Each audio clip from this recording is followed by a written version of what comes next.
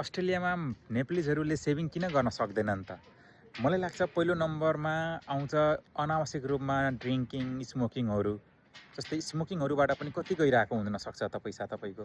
अब भेपहरू युज गरिरहेका हुन्छन्। भेप इट्सेल्फ महँगो हुन्छ। एउटा भेपलाई $50 पर्छ। हप्तामा 2टा भेप युज गऱ्यो भने $100 त्यत्तिकै खर्च भयो।